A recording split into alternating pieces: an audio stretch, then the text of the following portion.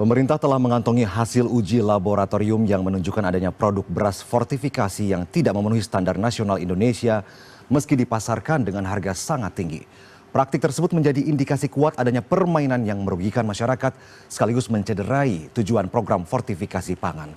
Mengapa Indonesia sulit lepas dari pusaran mafia beras? Kita membahasnya dari sudut pandang redaksi CNN Indonesia dalam editorial View. Sudah hadir melalui sambungan daring Wakil Pemimpin Redaksi CNN Indonesia Revolusi Riza. Selamat malam Mas Revo. Selamat malam, Ustaz. Mas Revo, Pak Mentan ini kemarin mengungkapkan berdasarkan pengambilan sampel di berbagai daerah, rata-rata beras fortifikasi dijual sekitar Rp22.000 per kilogram. Bahkan ditemukan produk yang dipasarkan hingga Rp42.000 per kilogram. Padahal biaya tambahan untuk proses fortifikasi ini hanya berkisar Rp700 hingga Rp1.000 saja per kilogram. Dengan menggunakan beras medium, seharusnya harga akhirnya masih sangat wajar ya. Tapi ini dijual ada yang Rp20.000, ada yang Rp42.000 per kilogramnya. Bagaimana CNN Indonesia membaca situasi ini, Mas Revo? Iya, Victor. Pertama kita harus mengapresiasi langkah pemerintah dalam membongkar mafia beras. Karena kalau misalkan melihat dari rekam jejak ini, kan memang komoditas beras ini kan menjadi barang yang sangat gurih lah gitu ya dari kacamata bisnis. Karena kebutuhan beras nasional kita itu 2,5 juta ton per bulan. 2,5 juta ton ini kan artinya sekitar 2 kali 1.000 gitu ya, berapa kilogram. Artinya kan besar sekali kebutuhan berasnya. Jadi artinya kalau misalkan dalam 1 kilogram beras itu bisa mendapatkan keuntungan Rp1.000, gitu kan? Dia kalau 2,5 juta itu bisa sekitar 2,5 triliun ya, hitungannya per bulannya. Kalau kita mengambil untung Rp1.000 ya. Nah, inilah yang kemudian membuat banyak pemain-pemain yang bisa mengambil keuntungan untuk itu. Kemudian ini sangat yang tidak patut sebenarnya. Karena kita tahu sebenarnya beras ini dari hulu, dari hulunya itu mendapatkan banyak subsidi. Bibit itu mendapatkan subsidi dari pemerintah. Kemudian pupuk untuk petani padi ini mendapatkan subsidi dari pemerintah. Tapi kemudian ada sekelompok orang yang kemudian dia mengambil dari industri penggilingan misalnya, dia mengambil dari petani-petani dengan harga yang murah, juga dari industri gula misalnya, kemudian dia kuasai itu berasnya oleh beberapa pemain ini, saat ini, sehingga ketika dia menguasai stok beras tradisional, maka dia dengan mudah membuat harga dengan semau sendiri. Itu kalau permainan sekarang. Kalau permainan yang itu kan kita tahu melalui impor beras gitu kan. Impor beras itu masuk, kebutuhan beras masuk melalui impor, kemudian mengambil dengan harga yang sangat jauh lebih murah dibanding HPP yang ditetapkan oleh pemerintah dari luar negeri, dari beras-beras dari apakah dari Vietnam atau dari Thailand gitu. Kemudian dijual dengan harga HPP dengan harga yang standar kita itu sudah mendapatkan keuntungan sekitar 4. Nah, ketika Indonesia kemudian sudah bisa melakukan sebagai beras, permainannya kemudian berubah. Yang sekarang yang dilakukan adalah seperti di konferensi pers yang dilakukan oleh petani yang beberapa hari kemarin, gitu, permainannya difortifikasi. Beras dengan mutu yang tidak sesuai dengan seharusnya dijual dengan harga yang sangat besar. Lagi-lagi karena memang beberapa pemain ini menguasai stok sangat besar, gitu ya, sehingga mereka bisa memainkan harga. Ini yang kita harapkan sekarang dari pemerintah adalah bagaimana membongkar para mafia-mafia ini sehingga harga beras bisa lebih terjangkau oleh masyarakat kita. Ya, pengusaha besar ini diduga turut menikmati rantai pasok dan subsidi karena produksi beras begitu ya. Berdasarkan perhitungan awal nih Mas Revo terhadap sampel yang diperiksa atau dicek di uji laboratorium, ada potensi nilai penyimpangan estimasinya bisa mencapai sekitar 71 triliun rupiah. Dan Kementerian Pertanian berjanji proses hukum tengah dilakukan sejalan dengan perintah Presiden Prabowo Subianto untuk memberantas mafia dan koruptor di sektor pangan. Bicara soal mafia beras, Mas Revo, kok bisa sih sindikat yang terdiri dari kelompok-kelompok pengusaha ini melenggang bebas begitu? Padahal jelas apa yang mereka lakukan berseberangan dengan program fortifikasi pangan. Apakah sektor pangan memang menjadi celah besar yang memberi banyak peluang korupsi jika dibandingkan dengan sektor non-pangan, Mas Revo? Anda melihatnya seperti apa? Mungkin bukan korupsi ya, Victor ya. Kalau korupsi itu kan artinya ada ASN atau aparat pemerintah yang memiliki keuntungan gitu ya dari uang negara gitu. Kalau ini kan lebih tepatnya seperti di konferensi kemarin, lebih tepatnya adalah penipuan gitu ya. Mereka melakukan penipuan para pengusaha ini dengan kualitas yang seharusnya tidak segitu premium gitu ya. Karena ada beberapa yang kemarin kan pecahannya terlalu tinggi gitu ya, sehingga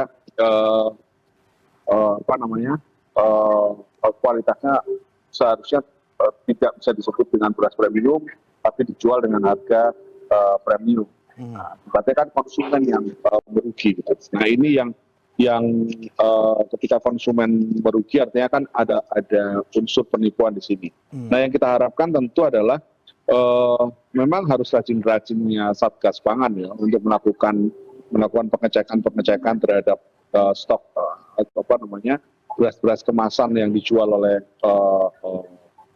pihak di luar Bulog ini gitu ya. Kalau Bulog itu kan pasti sudah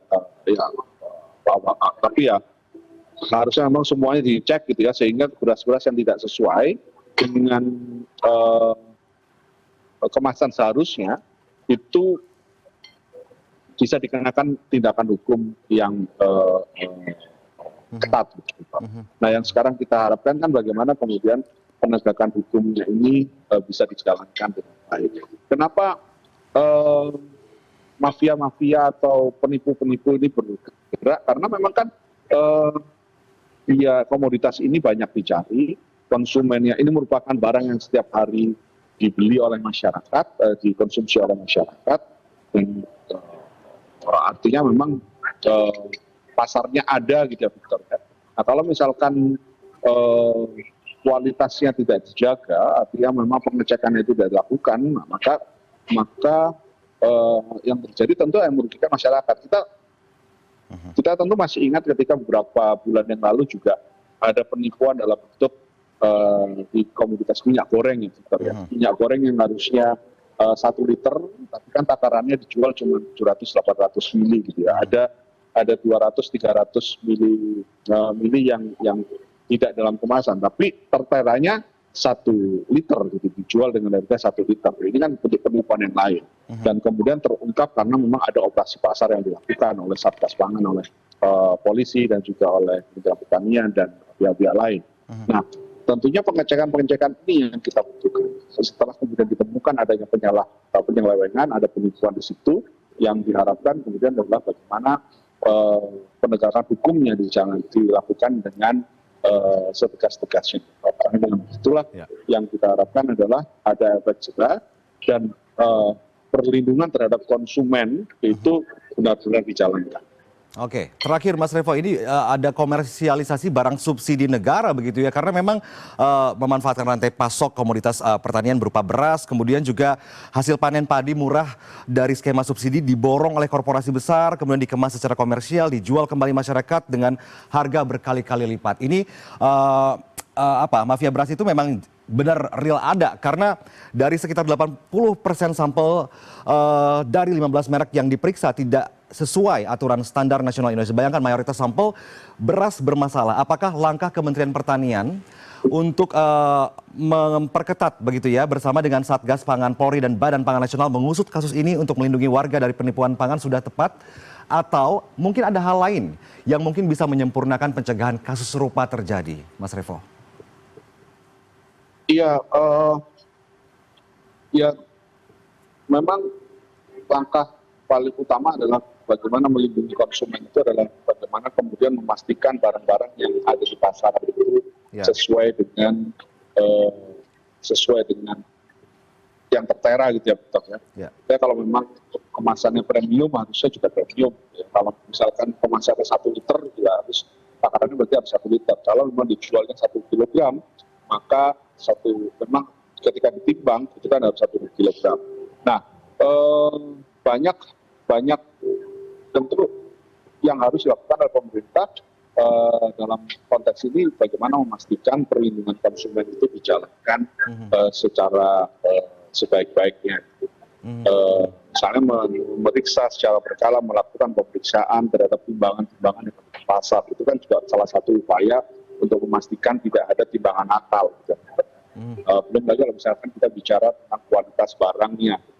Artinya memang inspeksi itu secara berkala harus terus dilakukan, tidak boleh kendor untuk memastikan melindungi hak-hak konsumen. Sebenarnya kan yang harus dipastikan kan masyarakat kita mungkin beberapa diantaranya membutuhkan beras dalam bentuk beras-beras SPHP misalnya yang terjangkau terjangkau oleh masyarakat, memastikan bahwa masyarakat bisa membeli barang beras dengan harga yang terjangkau, tapi di sisi lain juga memastikan petani kita tidak tetap sejahtera, kan itu yang harus dipikirkan gitu. Kemudian kalau misalkan di tahap berikutnya kan memastikan bahwa kualitas barang yang ke tangan konsumen itu sesuai dengan yang diharapkan. Maka inspeksi harus dilakukan. Nah, fungsi pemerintah tentu di situ. Terakhir kalau misalkan terjadi ada penyelewengan atau ada penipuan di situ, maka penegakan hukumnya yang harus dijalankan. Dengan begitu hak-hak konsumen tadi ya itu bisa masyarakat itu bisa terlindungi, kemudian petani juga terlindungi kesejahteraannya. Nah, memang disitulah unsur peran pemerintah yang kita butuhkan. Kalau misalkan memang ada korporasi besar atau pengusaha-pengusaha besar melakukan kenakalan tadi ya, maka yang kita harapkan kalau memang harus dicabut izinnya, tidak hanya di penjara, tapi juga dicabut izinnya itu harus dilakukan. Bagaimana yang perlu kita lakukan dengan pemerintah.